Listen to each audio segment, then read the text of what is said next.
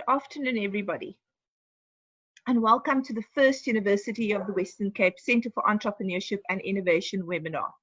My name is Charleen Duncan, and I am the Director of the University of the Western Cape Centre for Entrepreneurship and Innovation, and today I will be your moderator.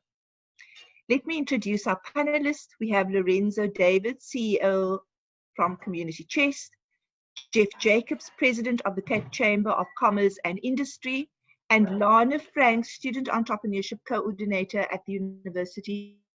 As a backdrop as to why we are here today, it is our sense that we have an absent process when it comes to addressing complex problems in our country. We furthermore have a view that the people who need to play a vital role in the solutions are often absent. In all of my 40 years in teaching and in the corporate sector, nothing has convinced me otherwise. It's all about people. And so people lie at the heart of all the challenges we're confronted with.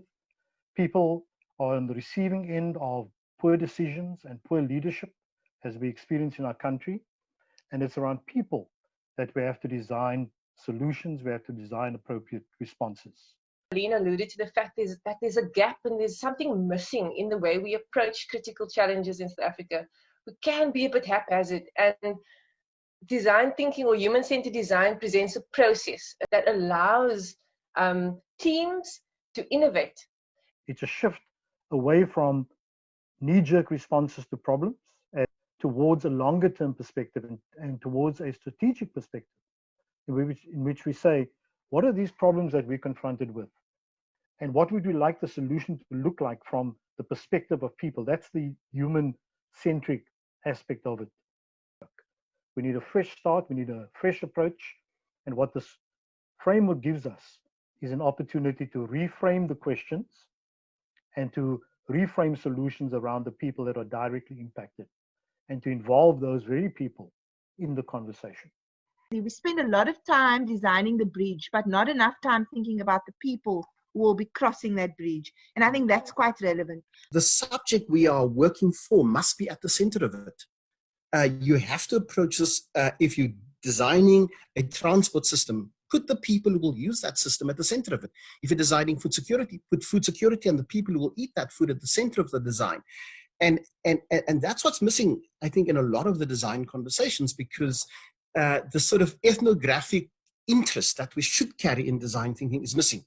And so we have to immerse ourselves, and we talk of immersive research, we have to immerse ourselves in the subject matter. I, for example, in another minute, I travel by train, by choice, because it's such a valuable experience for me as a social activist and as the leader of a large NGO to know what people are talking about. And I have my best engagement, my best research in the mornings when I'm on the train listening to conversations.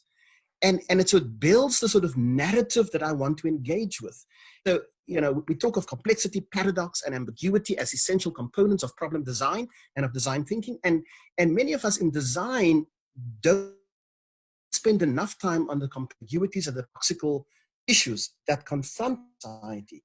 And so it's important that in, for example, public transport design systems, or in food security design systems, or in housing design systems, is that we place those who are the beneficiaries of that idea, concept, or outcome at the center of it. Without that, we will keep on having these, what I call pilot projects. And I told the MEC one day that I'm the huge skeptic of pilot projects, because why would we spend all that money to design something that we're not sure that it's going to work?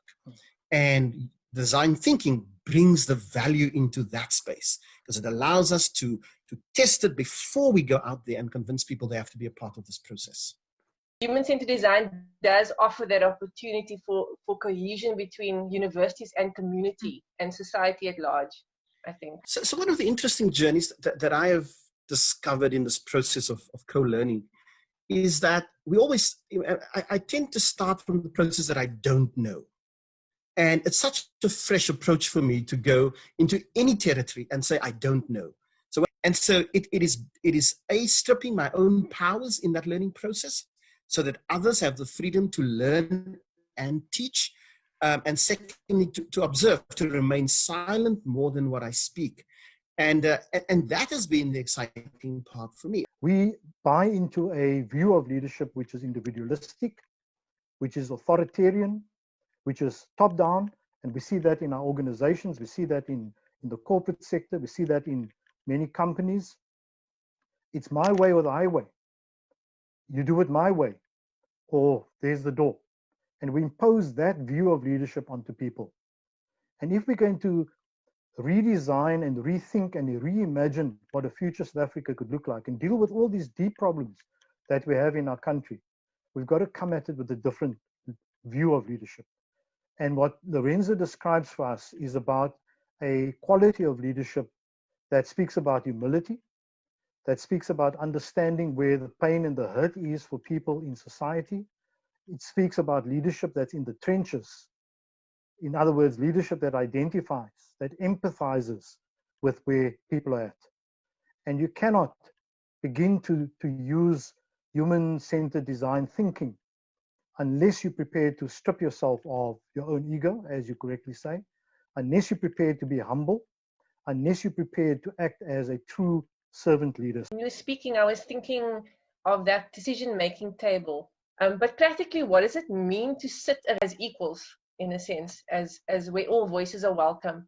When you go through this process, you get to a place where you need to begin to brainstorm creative solutions to these critical challenges. And generally and traditionally, the power dynamic is set up in those circles. And so the powerful voice makes the decision about which idea should be promoted. I think that's where the power of design thinking comes into play, Lana. And that's where the power of the facilitator is such an important function, such an important role. Because what do we want to encourage? We want to encourage diverse voices to be heard. We want to encourage different perspectives to be brought to the fore. We want to start with the notion that everybody's got a voice and that everybody's got a valuable contribution to make to the conversation. What does an equal society look like? You know, let's talk about that. What are the values of that society? How do you co-create that society? Not impose it. How do you co-create it? How do you want to sit down and say, hold on, what must housing look like for poor people? What must housing look like for landless people? And then invite the landless to come and have that conversation. And all of us to keep quiet. And that's what's missing. We are too loud in the system.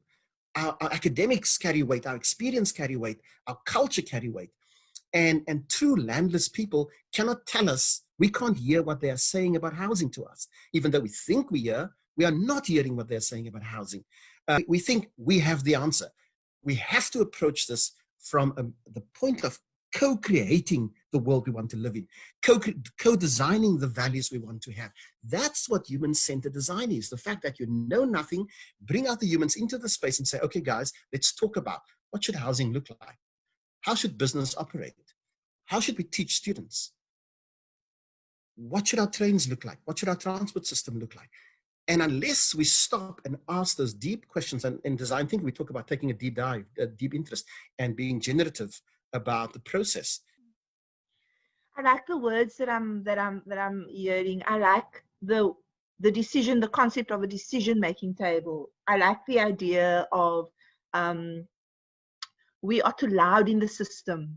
I like the idea of that we need to co-create and reshape, and that we need a redive.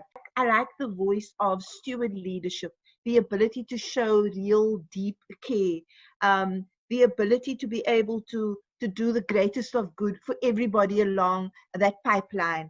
And I think those are some really, really powerful ideas. I like the thought of, as South Africans, we are often quietened. As South Africans, we don't often trust the process enough. We don't trust ourselves enough. And how do we begin to empower ourselves in terms of, I can co-create. I have a voice that should be included at that table. I do offer something, and I come to the table by stripping myself of everything and saying that I know nothing, but yeah, I'm willing to learn and I'm willing to engage. And I think that's been a fantastic bits and pieces of the voices that I will be hearing for the next couple of days that has come out of what we've been saying.